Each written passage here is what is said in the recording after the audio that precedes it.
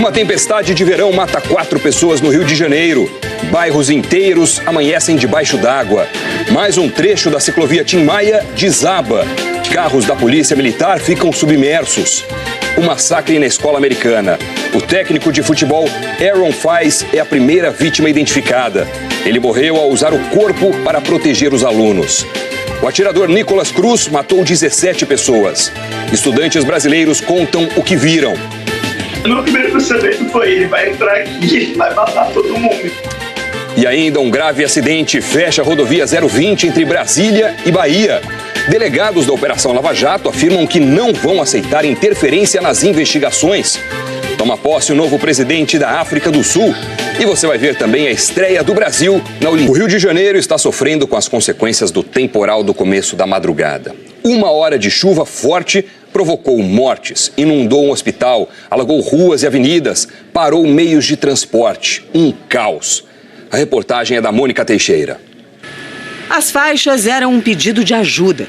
Esta manhã, os moradores de Campo Grande, na zona oeste do Rio, ainda estavam ilhados. E as pessoas só conseguiram sair dali no bote dos bombeiros. O Rio entrou em estágio de crise à 00:25, o nível mais alto na escala de alerta da prefeitura. Em 1 hora, choveu mais do que o dobro do esperado para o mês inteiro. Os ventos chegaram a 100 km por hora. E a população sofreu as consequências durante toda a manhã. Essa aqui é a situação na comunidade Rio das Pedras, na zona oeste da cidade. Essa é uma rua de comércio e, olha só, está completamente alagada. A maioria das lojas está fechada. E quem abriu foi mesmo para fazer a limpeza. Às 9 horas da manhã, havia 95 quilômetros de congestionamento, mais que o dobro de um dia normal.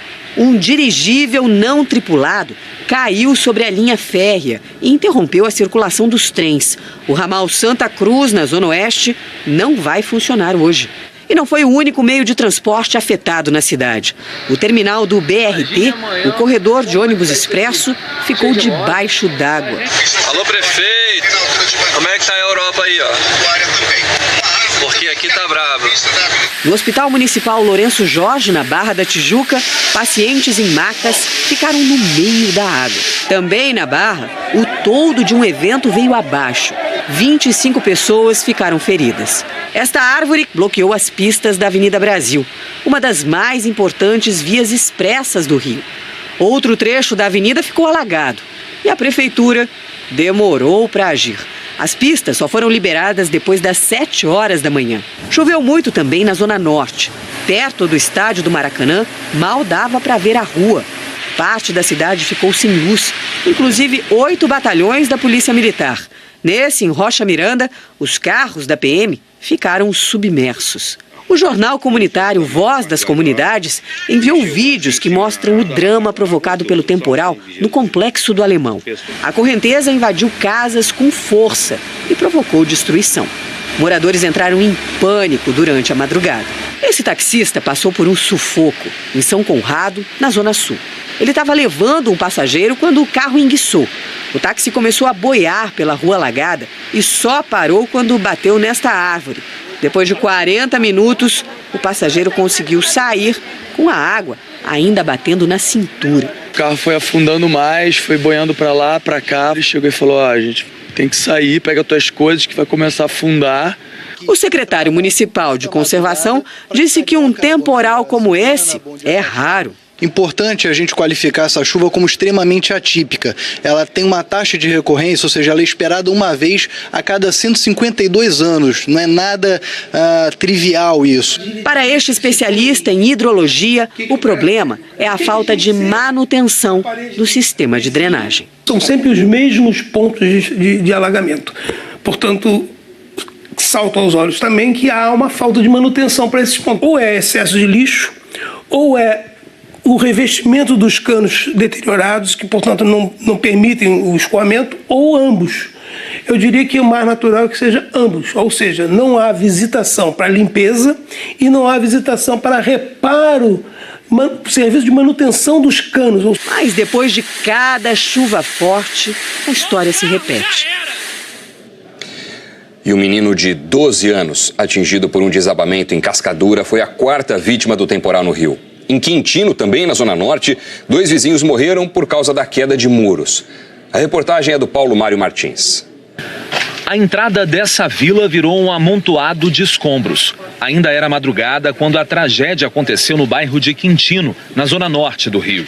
A água invadiu o quintal dessa casa e veio até aqui em cima. Olha só a marca da água, mais ou menos 2 metros de altura. Aqui nesse outro muro a gente também vê até onde a água chegou e ela acabou invadindo também a casa vizinha, porque derrubou esse muro e aí provocou um efeito dominó. A água inundou essa casa e atingiu a vila vizinha, onde moravam as 2 pessoas que morreram. Marcos Oliver, de 69 anos, e Jupira Sereno, de 62, eram vizinhos. Tinham saído de casa para ajudar outros moradores da vila quando um muro desabou sobre eles. Foi um troço de fração de segundo, não deu nem pra gente se ligar em que foi, não vi nem minha mulher. Aí um rapaz ali, o meu vizinho aqui, falou que ela estava debaixo do escombro. Aí eu enlouqueci, né, cara? Esse vizinho ainda tentou socorrer os 2. Não conseguiu. E vem igual um tsunami, levando tudo, cara. Em Realengo, na zona oeste do Rio, mais uma vítima. Um policial militar morreu de madrugada depois que uma árvore caiu em cima do carro dele. Em Cascadura, na zona norte, uma casa desabou, matando um menino de 12 anos. Com a chuva, um trecho da ciclovia Tim Maia, na zona sul do Rio de Janeiro, desabou no começo da manhã. O repórter Paulo Renato Soares mostra que a prefeitura demorou 2 horas para interditar o local. O trecho que caiu tem 30 metros. Fica entre o bairro de São Conrado, na zona sul, e a entrada do túnel que leva à zona oeste da cidade. Foi às 7 da manhã, segundo o Centro de Operações da Prefeitura. Não houve vítimas. Realmente inacreditável, né? É difícil confiar na ciclovia. A Guarda Municipal foi a primeira a chegar e tentou impedir o trânsito. Mas os ciclistas continuavam passando pelo local, dando a volta pelo gramado ao lado. Só por volta das 9 da manhã os guardas conseguiram isolar o lugar com fitas. O movimento na ciclovia nessa região é controlado por um sinal e demorou para ficar vermelho. O sinal é um aviso quando as ondas ficam muito altas ou há qualquer tipo de risco para quem passa. Ele foi instalado depois da queda de um outro trecho da ciclovia Tim Maia em abril de 2016. Uma onda forte fez parte da estrutura desabar entre São Conrado e o Leblon. 3 meses depois da inauguração da obra, 2 pessoas morreram. Uma perícia mostrou que o tabuleiro da pista estava sem qualquer fixação. 16 pessoas respondem na justiça por homicídio culposo, quando não há intenção de matar.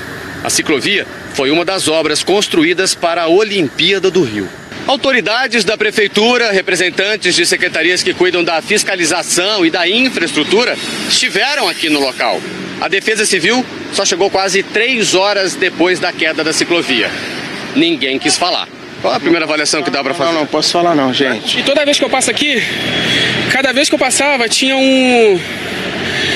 eles iam maquiando com sacos de areia, de material de construção, e iam colocando embaixo. Era usado como contenção e ali corria muita água. A Secretaria de Urbanismo publicou uma nota.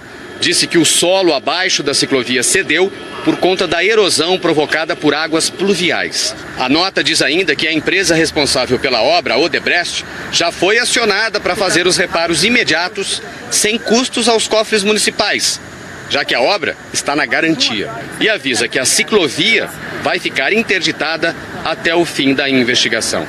Os ciclistas que usam a pista todos os dias, os moradores da região, estão todos revoltados. Se tivesse firme, não tinha chuva que desabasse isso aí.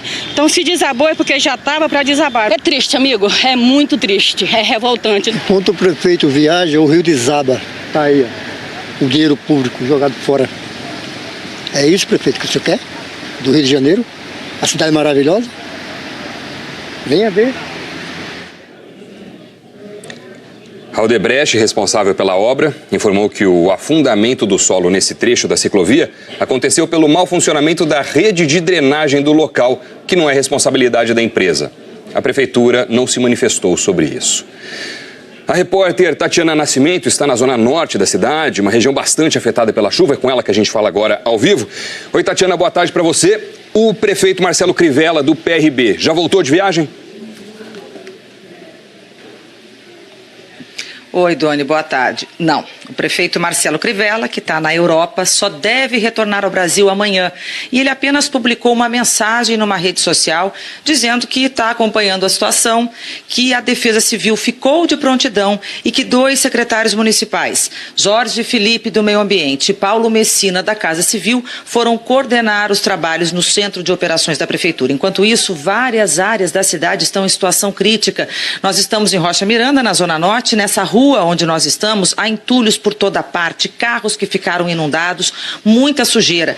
E eu estou no que seria a sala de uma casa. Aqui ao lado passa um rio que transbordou, derrubou parte do muro do vizinho e a água entrou aqui com muita força, derrubando paredes. Aqui morava um casal de idosos que, por sorte, não teve ferimentos mais graves. A senhora que estava aqui na sala no momento em que a parede desabou ficou com escoriações pelo corpo. E apesar de tudo isso, o secretário da Casa Civil disse que a prioridade da Prefeitura nos trabalhos foi desafogar as vias expressas da cidade. E por essa razão, tantas áreas ainda estariam sem atendimento.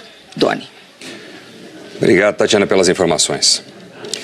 Os temporais também causaram estragos no litoral de São Paulo. Não é isso, Eliana Marques? Boa tarde para você, bem-vinda. Muito obrigada, Doni. Boa tarde para você, boa tarde a todos. É isso mesmo, 3 cidades no litoral paulista estão alagadas. São Sebastião é uma delas. Todos os rios que cortam a cidade transbordaram, segundo a prefeitura. Carros foram arrastados e teve também um deslizamento de terra sem feridos. Em São Sebastião, 24 famílias foram para um abrigo e as aulas estão suspensas hoje. Em Ilhabela, também no litoral norte de São Paulo, mais enchente, 25 pessoas foram retiradas de áreas de risco e a terceira cidade alagada no litoral paulista é Caraguatatuba. Em Rio Branco, famílias foram resgatadas de barco. Vejam só esse pai aqui saindo com uma bebê no colo, olha, nos braços, né? Os igarapés também transbordaram por causa da chuva e a eletricidade de 2 bairros foi desligada por segurança em Rio Branco, Doni. Bom, Rio Branco, litoral de São Paulo, Rio de Janeiro, quando para de chover? Olha, pelo menos até o fim dessa semana ainda chove em todas essas áreas. Hoje as nuvens estão carregadas entre o litoral de São Paulo, Rio de Janeiro, também entre Mato Grosso, a região norte e parte do Nordeste. Tem risco de alagamento e deslizamento entre o litoral do Rio Grande do Norte, da Paraíba e de Pernambuco, também no sul de Minas Gerais e na zona da Mata Mineira, no Rio de Janeiro, pode ter de novo, e no litoral paulista é onde o risco está mais alto. Em São Sebastião ainda tem muita chuva prevista para hoje, a partir de amanhã começa a diminuir e no Rio de Janeiro a mesma coisa, muita chuva ainda hoje, Doni, destaco esses 55 milímetros aqui, é bastante chuva mesmo. E onde não vai chover então? Bom, temos 3 áreas aí, parte de Roraima, também aqui, olha, oeste da Bahia e entre o oeste de Mato Grosso do Sul, sul do Paraná, grande parte de Santa Catarina e Rio Grande do Sul. Curitiba e São Paulo continuam meio frias, né? Fortaleza e Palmas tem previsão de bastante chuva hoje. Em Goiânia é uma chuva agora pela tarde. Amanhã ainda tem risco de chuva forte. Em Natal, em João Pessoa, onde tem chovido bastante também, e no Recife. E aqui no Sudeste, os temporais mudam de lugar, vão pegar mais o sul de Minas Gerais e o interior de São Paulo, entre as regiões de Franca, avançando em direção ao Vale do Paraíba. Doni. Eli, obrigado. Até amanhã. De nada, até amanhã. 7 pessoas morreram num acidente entre um ônibus de viagem e uma carreta na rodovia 020 que liga Brasília à Bahia. O repórter Vinícius Leal está perto do local do acidente, é com ele que a gente fala agora. Oi, Vinícius, as vítimas já foram socorridas? Boa tarde, Doni. Boa tarde a todos. Eu estou aqui no quilômetro 42 da BR-020. Sim, todas as vítimas foram socorridas. 30 vítimas precisaram de socorro. 15 delas saíram em estado grave, de helicóptero e ambulâncias daqui da BR-020 para hospitais da cidade de Formosa, em Goiás, e do Distrito Federal. 2 carretas e um ônibus se envolveram em um acidente. Esse ônibus bateu de frente com uma dessas carretas. No ônibus que vinha, o ônibus da empresa Guanabara, vinha da cidade de Cajazeiras, na Paraíba, para Goiânia. Califórnia. Ele tinha 43 passageiros, bateu de frente com esta carreta e aqui a gente mostra a BR-020 interditada até o momento. Aqui do outro lado, olha, um engarrafamento sem fim. Essa aqui é a principal ligação entre os estados o estado de Goiás, o Distrito Federal e o estado da Bahia. Os bombeiros confirmaram até o momento 6 mortos no local e uma dessas vítimas que foram transportadas para o hospital de base é a 7ª vítima morta nesse acidente até o momento aqui na BR-020, perto da cidade de Formosa, no quilômetro 45, estado de Goiás. Doni. 7 mortos, 15 vítimas em estado grave, impressionante. Obrigado pelas informações, Vinícius. 17 mortes foram confirmadas no ataque de um jovem de 19 anos ontem à tarde numa escola em Parkland, no estado americano da Flórida. A Sandra Coutinho está em Nova York e tem as últimas informações. Sandra, boa tarde para você. Esse ataque acontece, a gente vai ver a Sandra daqui a pouquinho, porque é um ataque que aconteceu na cidade de Parkland. Agora sim, Sandra, cidade essa que no ano passado foi apontada como a mais segura da Flórida, né? Pois é, Dona, imagina se não fosse, né? Boa tarde para você, boa tarde para todo mundo. Olha, esse ataque é um dos piores massacres em escolas aqui nos Estados Unidos. O atirador usou um fuzil de guerra e a polícia disse que ele tinha muita munição. Hoje de manhã, o atirador Nicholas Cruz foi transferido para um presídio. À tarde, ele vai se apresentar a um tribunal, mas já foi formalmente acusado por 17 crimes de homicídio premeditado e pode ser condenado à morte. O jovem começou a atirar pouco antes do fim das aulas. Nas redes sociais, o retrato do pânico dentro da escola de Parkland. Jovens jogados no chão e o forte som de tiros. Tudo começou por volta das 2h30 da tarde, quando o alarme de incêndio foi acionado e os alunos correram para fora das salas pensando que fosse um treinamento. Foi aí que o atirador abriu fogo. Foram vários disparos com um fuzil AR-15. Nicholas Cruz, um ex-aluno de 19 anos, expulso no ano passado por mau comportamento, começou a atirar ainda do lado de fora da escola, onde matou 3 pessoas. Ele continuou a disparar nos corredores, que conhecia como a palma da mão, e matou mais 12 pessoas dentro da escola. Outras 2 vítimas morreram no hospital. O prédio foi fechado e a polícia retirou os alunos. Muitos saíram correndo. Ouvi muitos tiros e só corri o mais rápido que consegui, conta o aluno. Outros deixaram a escola em fila. As mochilas foram deixadas no chão para serem revistadas. Do lado de fora, pais desesperados, à espera de notícias dos filhos. Vim o mais rápido que pude. Não sabemos o que está acontecendo, diz esse pai. A polícia fez uma varredura no prédio em busca de suspeitos. O atirador se misturou aos alunos e conseguiu escapar.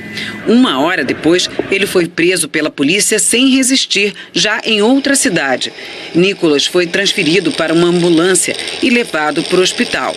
A cidade de Parkland tem apenas 30 mil habitantes e fica a cerca de 1h30 de Miami. A escola Marjorie Stoneman Douglas tem quase 3 mil alunos e concentra estudantes da região.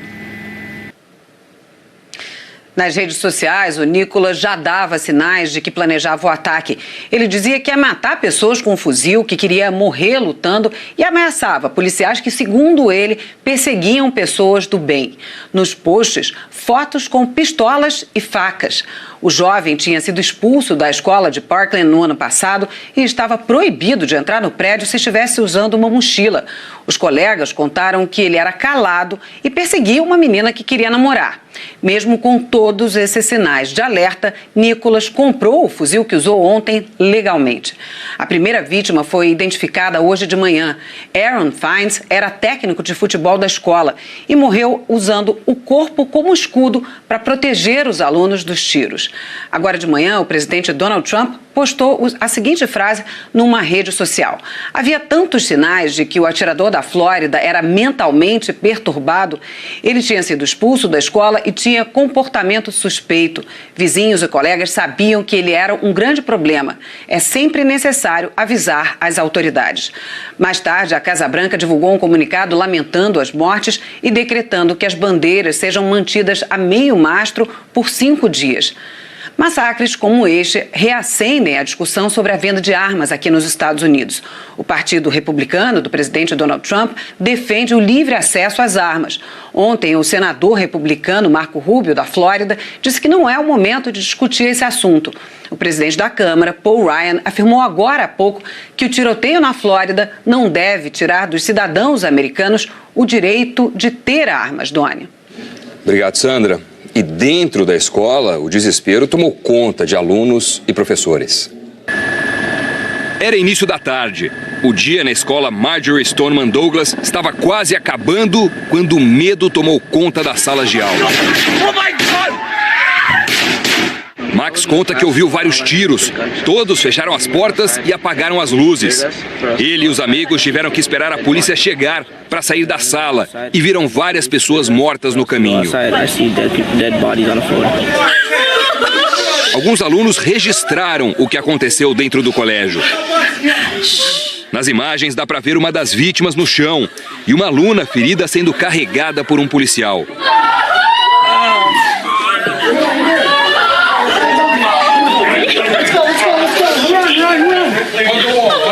No corredor, mais pessoas mortas pelo atirador.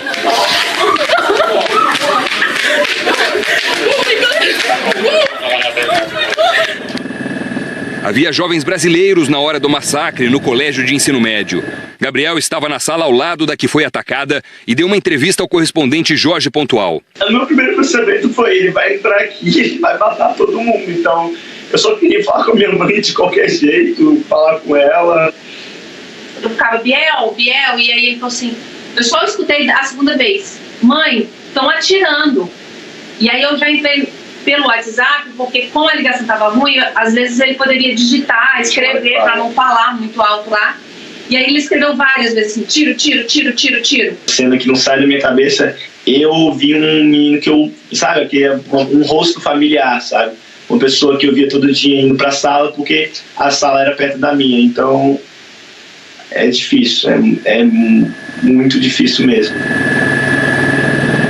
Só uma hora depois do ataque, o Eduardo, que tem 2 filhos na Marjory Stoneman Douglas, conseguiu encontrar a filha mais nova, que estava no mesmo corredor do atirador. Minha filha rezou muito na hora que o professor dela foi atingido, enquanto tentava fechar a porta. Foi um verdadeiro herói e, milagrosamente, o atirador não entrou na sala dela. Muitos pais preocupados ficaram esperando horas e horas lá, porque muitos alunos se esconderam em armários e muitas salas ficaram fechadas durante muito tempo com os professores. Desespero dentro e fora da escola também. Há relatos de que muitos celulares tocaram sem parar pelas salas, pelos corredores. Eram pais tentando procurar notícias a respeito dos filhos. Muitos já estavam mortos. Tiroteios em escolas são tragédias repetidas na história americana. Esse é o 18º incidente com armas de fogo só este ano. Segundo a fundação Everytown for Gun Safety, desde 2013 foram registrados 290 casos em todo o país. Em média, 1 por semana. O último grande ataque foi em 2012, na escola primária de Sandy Hook, no estado de Connecticut. O atirador Alan Lenza matou 20 crianças e 6 funcionários da escola. Em 2007, um estudante sul-coreano abriu fogo na Universidade da Virgínia, matando 32 pessoas e ferindo 17. Um dos tiroteios mais marcantes foi em 1999, na escola Columbine, no Colorado. 2 adolescentes mataram 12 alunos e um professor. Outras 27 pessoas ficaram feridas. Tragédias reincidentes por lá. Agora um outro assunto. O novo presidente da África do Sul tomou posse hoje. Cyril Ramaphosa substituiu Jacob Zuma, que renunciou ontem à noite com suspeitas de corrupção. Vamos a Londres. Quem está por lá é a nossa correspondente Cecília Malan. Cecília, boa tarde para você. O que é que significa essa mudança? Boa tarde, Doni. Boa tarde a todos. Olha, a saída de Jacob Zuma é o fim de uma era na economia mais industrializada da África. Uma era marcada por centenas de acusações de corrupção.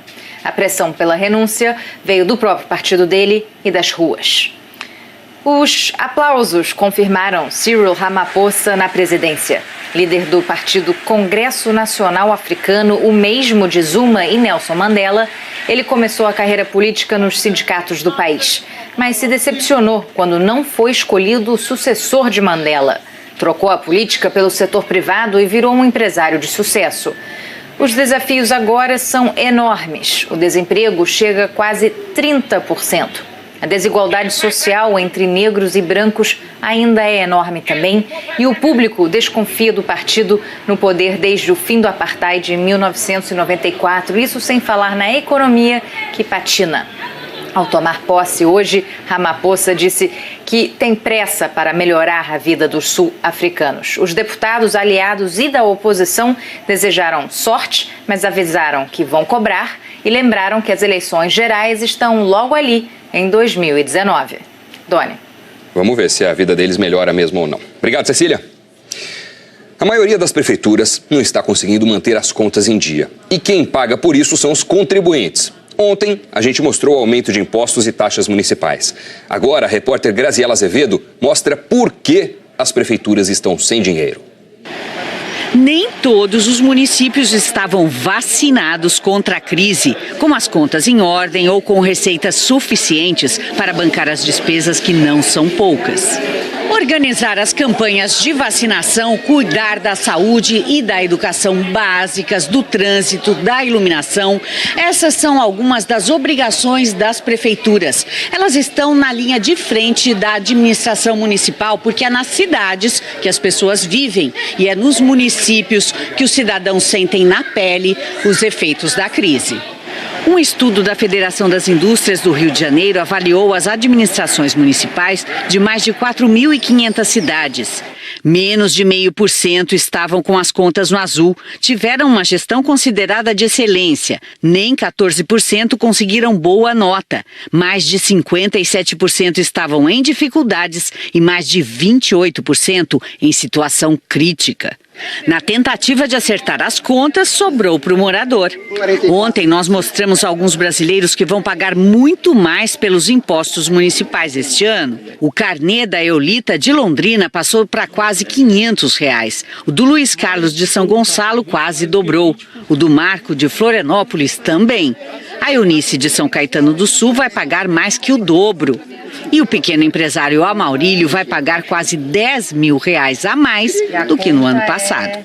Os municípios eles têm uma fonte de receita muito importante para eles, que são as transferências de outros impostos que vêm do governo federal, dos governos estaduais, que é estabelecida pela Constituição. E como caiu a receita também do governo federal, dos governos estaduais, eles perderam essa receita. Eles estão correndo para onde dá, né? E tentando arrumar brechas e possibilidades de aumentar a receita própria deles. No ano passado, o repasse para os municípios foi quase 4% menor que em 2016. Menos 7% se considerada a inflação. A gente precisa de mais recurso, mas enquanto a gente busca mais recursos, a gente tem que ter a melhor gestão possível com os recursos disponíveis. Você vai ver a seguir a reação de delegados da Polícia Federal ao risco de interferência nas investigações e um novo depoimento de Joesley Batista. A gente volta já. Delegados da Polícia Federal que cuidam dos inquéritos da Lava Jato redigiram um memorando em que afirmam que não vão tolerar qualquer interferência nas investigações do grupo. O repórter Vladimir Neto teve acesso ao documento. O memorando foi entregue pelo grupo de delegados responsável pelos inquéritos do Supremo Tribunal Federal ao diretor de combate ao crime organizado da Polícia Federal, Eugênio Ricas. No documento, assinado por todos os integrantes da equipe, os delegados se referem às recentes declarações de Segovia sobre o inquérito que investiga o presidente Temer e dizem que não vão tolerar qualquer interferência no trabalho do grupo, seja no inquérito contra o presidente ou em qualquer outro procedimento de investigação. No texto está escrito que eles não admitirão, nos autos do inquérito 4621 ou em outro procedimento em trâmite nesta unidade, qualquer ato que atente contra a autonomia técnica e funcional de seus integrantes, assim como atos que descaracterizem a neutralidade político-partidária de nossas atuações. Fontes da Polícia Federal dizem que o objetivo dos delegados ao entregar esse memorando foi passar uma mensagem clara. Não gostaram das declarações de Fernando Segovia e estão em estado de alerta com ele. Se perceberem algum tipo de ato que configure uma interferência nos trabalhos, vão reagir. Os delegados também interpretaram como ameaça a fala de Segovia de que o delegado Kleiber Malta Lopes, responsável pelo inquérito dos portos, pode ser investigado se houver reclamação formal da presidência. Em outro trecho do memorando, eles dizem que se houver desvio de conduta, vão levar os fatos ao relator do caso no Supremo, ministro Luiz Roberto Barroso. Neste sentido, uma vez concretizadas ações que configurem tipos previstos no ordenamento penal, como prevaricação, advocacia administrativa, coação no curso do processo e obstrução da investigação de organização criminosa, os fatos serão devidamente apresentados ao ministro relator e pleiteadas as medidas cabíveis no Código de Processo Penal. De acordo com o Código Penal, essas medidas vão desde o afastamento do cargo até a prisão. Ontem, em uma reunião com os presidentes de duas entidades que representam delegados da Polícia Federal, Segovia fez uma espécie de meia-culpa.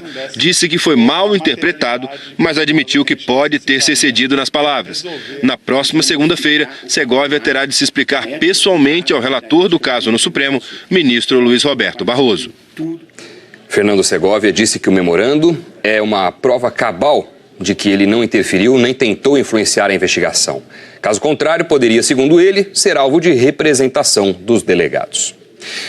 O empresário Joesley Batista está prestando depoimento na sede da Polícia Federal em São Paulo. Isso naquele inquérito que investiga o presidente Michel Temer. A gente vai agora falar com o repórter Bruno Tavares, que tem as informações. Oi, Bruno, boa tarde. Oi, Doni, boa tarde para você, boa tarde a todos. O empresário Joesley Batista presta depoimento há cerca de 1 hora ao delegado Kleiber Malta Lopes, que preside esse inquérito e que veio pessoalmente de Brasília aqui para São Paulo para ouvir o empresário. Essa é a primeira vez que o Joesley Batista é ouvido nessa investigação que apura se o presidente Michel Temer editou um decreto para favorecer a empresa Rodrimar, que opera no Porto de Santos. Agora há pouco eu conversei com o advogado André Calegari, que defende o Joesley Batista, e ele me disse que a tendência é que o empresário repita aqui no depoimento tudo aquilo que já disse no ano passado em delação premiada. Doni. Obrigado, Bruno. O presidente Michel Temer se reuniu ontem com ministros e comandantes das Forças Armadas para discutir a criação do Ministério da Segurança. Vamos até Brasília, quem está por lá é a Andréia Sadi. Oi, Andréia, boa tarde para você. Se esse ministério for criado, como é que fica a Polícia Federal? Oi, Doni, boa tarde para você, boa tarde a todos. Olha, neste desenho que está em discussão, a Polícia Federal, que hoje é subordinada ao Ministério da Justiça, passaria a ser subordinada ao Ministério da Segurança Pública. A criação deste novo ministério não é novidade para o governo. Desde 2017 está em discussão, mas voltou ontem a ser tema durante uma reunião entre o presidente Michel Temer, os principais ministros do governo e os comandantes das 3 Forças Armadas. A ideia do presidente Michel Temer é editar uma medida provisória para criar este novo ministério. E aí, para explicar como vai ficar as atribuições de cada ministério, o governo deve editar um decreto. Fato é, Doni, que este novo Ministério da Segurança Pública acaba esvaziando o Ministério da Justiça. Obrigado, Sadi. Boa tarde para você. E o ministro da Defesa, Raul Jungmann, está no Rio para discutir com o governador Luiz Fernando Pezão, do PMDB, a crise de segurança pública no estado. Ontem à noite, depois do encontro com o presidente Temer, Jungmann falou em novas medidas.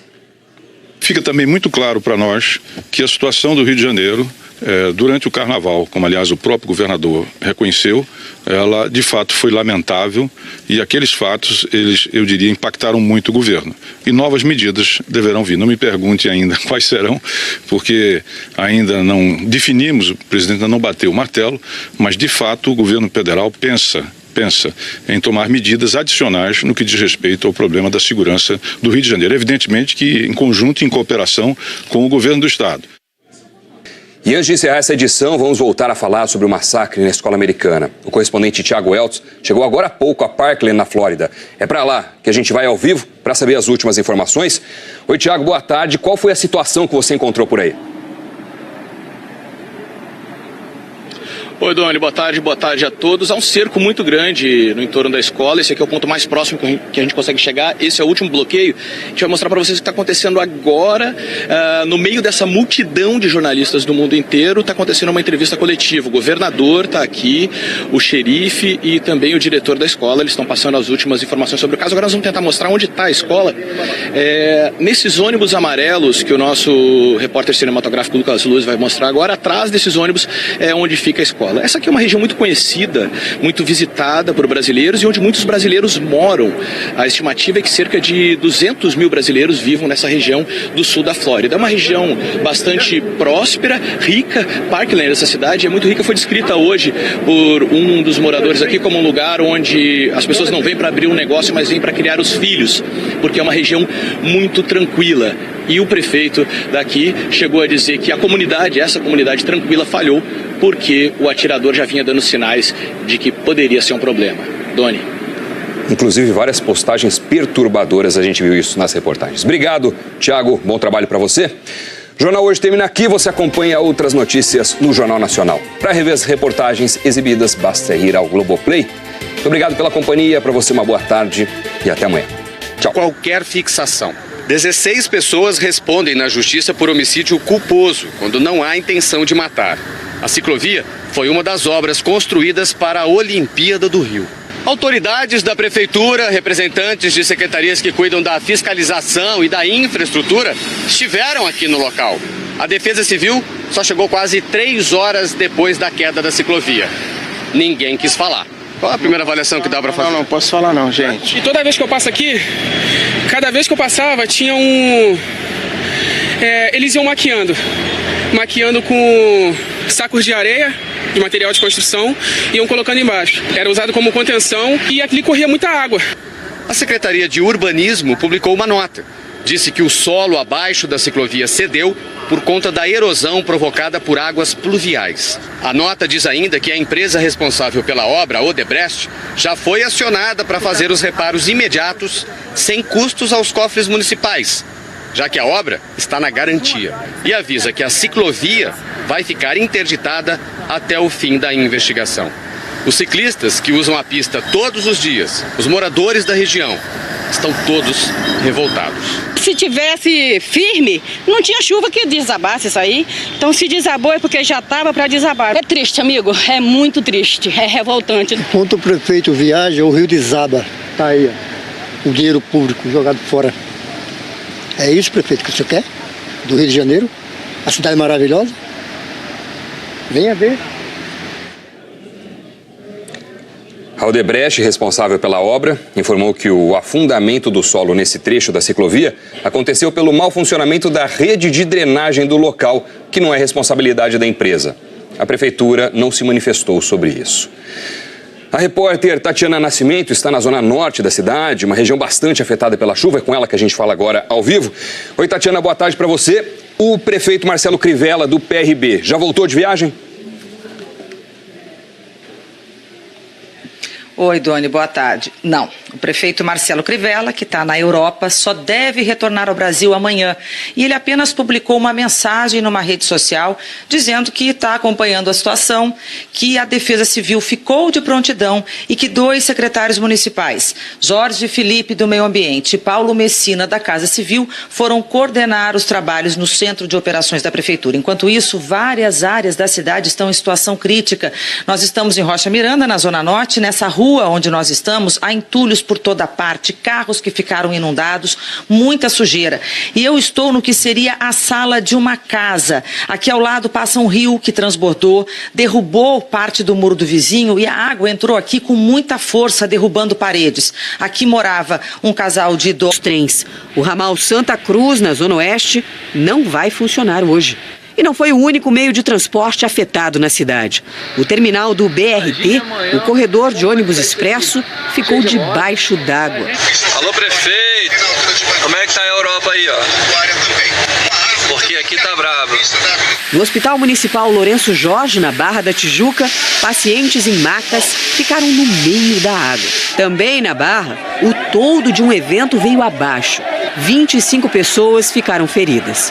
Esta árvore bloqueou as pistas da Avenida Brasil, uma das mais importantes vias expressas do Rio. Outro trecho da avenida ficou alagado e a prefeitura demorou para agir. As pistas só foram liberadas depois das 7 horas da manhã. Choveu muito também na Zona Norte. Perto do estádio do Maracanã, mal dava para ver a rua. Parte da cidade ficou sem luz, inclusive 8 batalhões da Polícia Militar. Nesse, em Rocha Miranda, os carros da PM ficaram submersos. O jornal comunitário Voz das Comunidades enviou vídeos que mostram o drama provocado pelo temporal no Complexo do Alemão. A correnteza invadiu casas com força e provocou destruição. Moradores entraram em pânico durante a madrugada. Esse taxista passou por um sufoco em São Conrado, na Zona Sul. Ele estava levando um passageiro quando o carro enguiçou. O táxi começou a boiar pela rua alagada e só parou quando bateu nesta árvore. Depois de 40 minutos, o passageiro conseguiu sair com a água ainda batendo na cintura. O carro foi afundando mais, foi boiando para lá, para cá. Ele chegou e falou, a gente tem que sair, pega tuas coisas que vai começar a afundar. O secretário municipal de conservação disse que um temporal como esse é raro. Importante a gente qualificar essa chuva como extremamente atípica. Ela tem uma taxa de recorrência, ou seja, ela é esperada uma vez a cada 152 anos. Não é nada trivial isso. Para este especialista em hidrologia, o problema é a falta de manutenção do sistema de drenagem. São sempre os mesmos pontos de alagamento. Portanto, salta aos olhos também que há uma falta de manutenção para esses pontos. Ou é excesso de lixo, ou é o revestimento dos canos deteriorados, que, portanto, não permitem o escoamento, ou ambos. Eu diria que o mais natural é que seja ambos, ou seja, não há visitação para limpeza e não há visitação para reparo, serviço de manutenção dos canos. Mas depois de cada chuva forte, a história se repete. E o menino de 12 anos, atingido por um desabamento em Cascadura, foi a 4ª vítima do temporal no Rio. Em Quintino, também na Zona Norte, 2 vizinhos morreram por causa da queda de muros. A reportagem é do Paulo Mário Martins. Ao tomar posse hoje, Ramaphosa disse que tem pressa para melhorar a vida dos sul-africanos. Os deputados aliados e da oposição desejaram sorte, mas avisaram que vão cobrar e lembraram que as eleições gerais estão logo ali, em 2019. Doni. Vamos ver se a vida deles melhora mesmo ou não. Obrigado, Cecília. A maioria das prefeituras não está conseguindo manter as contas em dia. E quem paga por isso são os contribuintes. Ontem, a gente mostrou o aumento de impostos e taxas municipais. Agora, a repórter Graziela Azevedo mostra por que as prefeituras estão sem dinheiro. Nem todos os municípios estavam vacinados contra a crise, com as contas em ordem ou com receitas suficientes para bancar as despesas que não são poucas. Organizar as campanhas de vacinação, cuidar da saúde e da educação básicas, do trânsito, da iluminação. Essas são algumas das obrigações das prefeituras. Elas estão na linha de frente da administração municipal, porque é nas cidades que as pessoas vivem e é nos municípios que os cidadãos sentem na pele os efeitos da crise. Um estudo da Federação das Indústrias do Rio de Janeiro avaliou as administrações municipais de mais de 4.500 cidades. Menos de 0,5% estavam com as contas no azul, tiveram uma gestão considerada de excelência. Nem 14% conseguiram boa nota. Mais de 57% estavam em dificuldades e mais de 28% em situação crítica. Na tentativa de acertar as contas, sobrou para o morador. Ontem nós mostramos alguns brasileiros que vão pagar muito mais pelos impostos municipais este ano. O carnê da Eulita de Londrina passou para quase R$500. O do Luiz Carlos de São Gonçalo quase dobrou. O do Marco de Florianópolis também. A Eunice de São Caetano do Sul vai pagar mais que o dobro. E o pequeno empresário Amaurílio vai pagar quase R$10 mil a mais do que no ano passado. Os municípios, eles têm uma fonte de receita muito importante para eles, que são as transferências de outros impostos que vêm do governo federal, dos governos estaduais, que é estabelecida pela Constituição. E como caiu a receita também do governo federal, dos governos estaduais, eles perderam essa receita. Eles estão correndo para onde dá, né? E tentando arrumar brechas e possibilidades de aumentar a receita própria deles. No ano passado, o repasse para os municípios foi quase 4% menor que em 2016, menos 7% se considerada a inflação. A gente precisa de mais recurso, mas enquanto a gente busca mais recursos, a gente tem que ter a melhor gestão possível com os recursos disponíveis. Você vai ver a seguir a reação de delegados da Polícia Federal ao risco de interferência nas investigações. E o estado da Bahia. Os bombeiros confirmaram até o momento 6 mortos no local e uma dessas vítimas que foram transportadas para o hospital de base é a 7ª vítima morta nesse acidente. Até o momento aqui na BR-020, perto da cidade de Formosa, no quilômetro 45, estado de Goiás. Doni. 7 mortos, 15 vítimas em estado grave, impressionante. Obrigado pelas informações, Vinícius. 17 mortes foram confirmadas no ataque de um jovem de 19 anos ontem à tarde numa escola em Parkland, no estado americano da Flórida. A Sandra Coutinho está em Nova York e tem as últimas informações. Sandra, boa tarde para você. Esse ataque acontece, a gente vai ver a Sandra daqui a pouquinho, porque é um ataque que aconteceu na cidade de Parkland. Agora sim, Sandra, cidade essa que no ano passado foi apontada como a mais segura da Flórida, né? Pois é, Dona, imagina se não fosse, né? Boa tarde para você, boa tarde para todo mundo. Olha, esse ataque é um dos piores massacres em escolas aqui nos Estados Unidos. O atirador usou um fuzil de guerra e a polícia disse que ele tinha muita munição. Hoje de manhã, o atirador Nicholas Cruz foi transferido para um presídio. À tarde, ele vai se apresentar a um tribunal, mas já foi formalmente acusado por 17 crimes de homicídio premeditado e pode ser condenado à morte. O jovem começou a atirar pouco antes do fim das aulas. Nas redes sociais, o retrato do pânico dentro da escola de Parkland. Jovens jogados no chão e o forte som de tiros. Tudo começou por volta das 2h30 da tarde, quando o alarme de incêndio foi acionado e os alunos correram para fora das salas pensando que fosse um treinamento. Foi aí que o atirador abriu fogo. Foram vários disparos com um fuzil AR-15. Nicholas Cruz, um ex-aluno de 19 anos, expulso no ano passado por mau comportamento, começou a atirar ainda do lado de fora da escola, onde matou 3 pessoas. Ele continuou a disparar nos corredores, que conhecia como a palma da mão, e matou mais 12 pessoas dentro da escola. Outras 2 vítimas morreram no hospital. O prédio foi fechado e a polícia retirou os alunos. Muitos saíram correndo. Ouvi muitos tiros e só corri o mais rápido que consegui, conta o aluno. Outros deixaram a escola em fila. As mochilas foram deixadas no chão para serem revistadas. Do lado de fora, pais desesperados, à espera de notícias dos filhos. Vim o mais rápido que pude. Não sabemos o que está acontecendo, diz esse pai. A polícia fez uma varredura no prédio em busca de suspeitos. O atirador se misturou aos alunos e conseguiu escapar.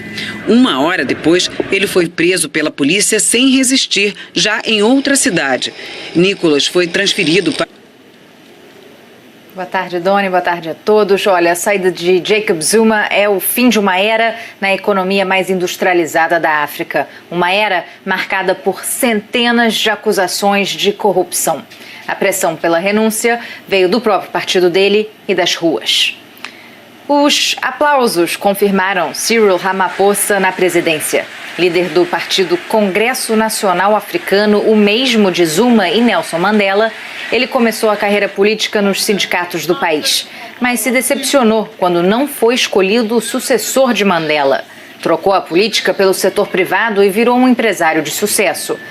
Os desafios agora são enormes. O desemprego chega a quase 30%. A desigualdade social entre negros e brancos ainda é enorme também e o público desconfia do partido no poder desde o fim do apartheid em 1994, isso sem falar na economia que patina. Ao tomar posse hoje, Ramaphosa disse que tem pressa para melhorar a vida dos sul-africanos. Os deputados aliados e da oposição desejaram sorte, mas avisaram que vão cobrar e lembraram que as eleições gerais estão logo ali, em 2019. Doni. Vamos ver se a vida deles melhora mesmo ou não. Obrigado, Cecília. A maioria das prefeituras não está conseguindo manter as contas em dia. E quem paga por isso são os contribuintes. Ontem, a gente mostrou o aumento de impostos e taxas municipais. Agora, a repórter Graziela Azevedo mostra por que as prefeituras estão sem dinheiro. Nem todos os municípios estavam vacinados contra a crise, com as contas em ordem ou com receitas suficientes para bancar as despesas que não são poucas. Organizar as campanhas de vacinação, cuidar da saúde e da educação básicas, do trânsito, da iluminação. Essas são algumas das obrigações das prefeituras. Elas estão na linha de frente da administração municipal, porque é nas cidades que as pessoas vivem e é nos municípios que os cidadãos sentem na pele os efeitos da crise. Um estudo da Federação das Indústrias do Rio de Janeiro avaliou as administrações municipais de mais de 4.500 cidades. Menos de 0,5% estavam com as contas no azul, tiveram uma gestão considerada de excelência. Nem 14% conseguiram boa nota. Mais de 57% estavam em dificuldades e mais de 28% em situação crítica. Na tentativa de acertar as contas, sobrou para o morador. Ontem nós mostramos alguns brasileiros que vão pagar muito mais pelos impostos municipais este ano. O carnê da Eulita de Londrina passou para quase R$500. O do Luiz Carlos de São Gonçalo quase dobrou. O do Marco de Florianópolis também. A Eunice deles, que são as transferências de outros impostos que vêm do governo federal, dos governos estaduais, que é estabelecida pela Constituição. E como caiu a receita também do governo federal, dos governos estaduais, eles perderam essa receita. Eles estão correndo para onde dá, né? E tentando arrumar brechas e possibilidades de aumentar a receita própria deles. No ano passado, o repasse para os municípios foi quase 4% menor que em 2016. Menos 7% se considerada a inflação. A gente precisa de mais recurso, mas enquanto a gente busca mais recursos, a gente tem que ter a melhor gestão possível com os recursos disponíveis. Você vai ver a seguir a reação de delegados da Polícia Federal ao risco de interferência nas investigações e um novo depoimento de Joesley Batista. A gente volta já. Delegados da Polícia Federal que cuidam dos inquéritos da Lava Jato redigiram um memorando em que afirmam que não vão tolerar qualquer interferência nas investigações do grupo. O repórter Vladimir Neto teve acesso ao documento. O memorando foi entregue pelo grupo de delegados responsável pelos inquéritos do Supremo Tribunal Federal ao diretor de combate ao crime organizado da Polícia Federal, Eugênio Ricas. No documento, assinado por todos os integrantes da equipe, os delegados se referem às recentes declarações de Segovia sobre o inquérito que investiga o presidente Temer e dizem que não vão tolerar qualquer interferência no trabalho do grupo, seja no inquérito contra o presidente ou em qualquer outro procedimento de investigação. No texto está escrito que eles não admitirão, nos autos do inquérito 4621 ou em outro procedimento em trâmite nesta unidade, qualquer ato que atente contra a autonomia técnica e funcional de seus integrantes, assim como atos que descaracterizem a neutralidade político-partidária de nossas atuações. Fontes da Polícia Federal dizem que o objetivo dos delegados ao entregar esse memorando foi passar uma mensagem clara. Não gostaram das declarações de Fernando Segovia e estão em estado de alerta com ele. Se perceberem algum tipo de ato que configure uma interferência nos trabalhos, vão reagir. Os delegados também interpretaram como ameaça a fala de Segovia de que o delegado Kleiber Malta Lopes, responsável pelo inquérito dos portos, pode ser investigado se houver reclamação formal da presidência. Em outro trecho do memorando, eles dizem que se houver desvio de conduta, vão levar os fatos ao relator do caso no Supremo, ministro Luiz Roberto Barroso. Neste sentido, uma vez concretizadas ações que configurem tipos previstos no ordenamento penal, como prevaricação, advocacia administrativa, coação no curso do processo e obstrução da investigação de organização criminosa, os fatos serão devidamente apresentados ao ministro relator e pleiteadas as medidas cabíveis no Código de Processo Penal. De acordo com o Código Penal, essas medidas vão desde o afastamento do cargo até a prisão. De crise à 00:25, o nível mais alto na escala de alerta da Prefeitura. Em 1 hora, choveu mais do que o dobro do esperado para o mês inteiro. Os ventos chegaram a 100 km por hora. E a população sofreu as consequências durante toda a manhã. Essa aqui é a situação na comunidade Rio das Pedras, na zona oeste da cidade. Essa é uma rua de comércio e olha só, está completamente alagada. A maioria das lojas está fechada. E quem abriu foi mesmo para fazer a limpeza. Às 9 horas da manhã, havia 95 quilômetros de congestionamento, mais que o dobro de um dia normal. Um dirigível não tripulado caiu sobre a linha férrea e interrompeu a circulação dos trens. O ramal Santa Cruz, na Zona Oeste, não vai funcionar hoje. E não foi o único meio de transporte afetado na cidade. O terminal do BRT, o corredor de ônibus expresso, ficou debaixo d'água. Alô, prefeito, como é que tá a Europa aí, ó? Porque aqui tá bravo. No Hospital Municipal Lourenço Jorge, na Barra da Tijuca, pacientes em macas ficaram no meio da água. Também na Barra, o toldo de um evento veio abaixo. 25 pessoas ficaram feridas. Esta árvore bloqueou as pistas da Avenida Brasil, uma das mais importantes vias expressas do Rio. Outro trecho da avenida ficou alagado e a prefeitura demorou para agir. As pistas só foram liberadas depois das 7 horas da manhã. Choveu muito também na Zona Norte. Perto do estádio do Maracanã, mal dava para ver a rua. Parte da cidade ficou sem luz, inclusive 8 batalhões da Polícia Militar. Nesse, em Rocha Miranda, os carros da PM ficaram submersos. O jornal comunitário Voz das Comunidades enviou vídeos que mostram o drama provocado pelo temporal no Complexo do Alemão. A correnteza invadiu casas com força e provocou destruição. Moradores entraram em pânico durante a madrugada. Esse taxista passou por um sufoco em São Conrado, na Zona Sul. Ele estava levando um passageiro quando o carro enguiçou. O táxi começou a boiar pela rua alagada e só parou quando bateu nesta árvore. Depois de 40 minutos, o passageiro conseguiu sair com a água ainda batendo na cintura. O carro foi afundando mais, foi boiando para lá, para cá. Ele chegou e falou, a gente tem que sair, pega tuas coisas que vai começar a afundar. O secretário municipal de conservação disse que um temporal como esse é raro. Importante a gente qualificar essa chuva como extremamente atípica. Ela tem uma taxa de recorrência, ou seja, ela é esperada uma vez a cada 152 anos. Não é nada trivial isso. Para este especialista em hidrologia, o problema é a falta de manutenção do sistema de drenagem. São sempre os mesmos pontos. Presidente de 2 entidades que representam delegados da Polícia Federal, Segovia fez uma espécie de meia-culpa. Disse que foi mal interpretado, mas admitiu que pode ter se excedido nas palavras. Na próxima segunda-feira, Segovia terá de se explicar pessoalmente ao relator do caso no Supremo, ministro Luiz Roberto Barroso. Fernando Segovia disse que o memorando é uma prova cabal de que ele não interferiu nem tentou influenciar a investigação. Caso contrário, poderia, segundo ele, ser alvo de representação dos delegados. O empresário Joesley Batista está prestando depoimento na sede da Polícia Federal em São Paulo. Isso naquele inquérito que investiga o presidente Michel Temer.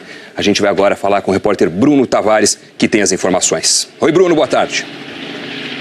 Oi, Doni, boa tarde para você, boa tarde a todos. O empresário Joesley Batista presta depoimento há cerca de 1 hora ao delegado Kleiber Malta Lopes, que preside esse inquérito e que veio pessoalmente de Brasília aqui para São Paulo para ouvir o empresário.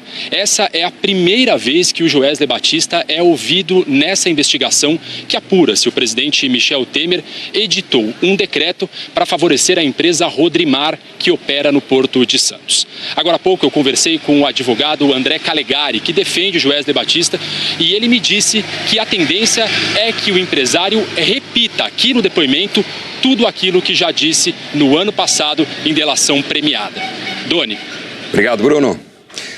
O presidente Michel Temer se reuniu ontem com ministros e comandantes das Forças Armadas para discutir a criação do Ministério da Segurança. Vamos até Brasília, quem está por lá é a Andréia Sadi. Oi, Andréia, boa tarde para você. Se esse ministério for criado, como é que fica a Polícia Federal? Oi, Doni, boa tarde para você, boa tarde a todos. Olha, neste desenho que está em discussão, a Polícia Federal, que hoje é subordinada ao Ministério da Justiça, passaria a ser subordinada ao Ministério da Segurança Pública. A criação deste novo ministério não é novidade para o governo. Desde 2017 está em discussão, mas voltou ontem a ser tema durante uma reunião entre o presidente Michel Temer, os principais ministros do governo e os comandantes das 3 Forças Armadas. A ideia do presidente Michel Temer é editar uma medida provisória para criar este novo ministério. E aí, para explicar como vai ficar as atribuições de cada ministério, o governo deve editar um decreto. Fato é, Doni, que este novo Ministério da Segurança Pública acaba esvaziando o Ministério da Justiça. Obrigado, Sadi. Boa tarde para você. E o ministro da Defesa, Raul Jungmann, está no Rio para discutir com o governador Luiz Fernando Pezão, do PMDB, a crise de segurança pública no estado.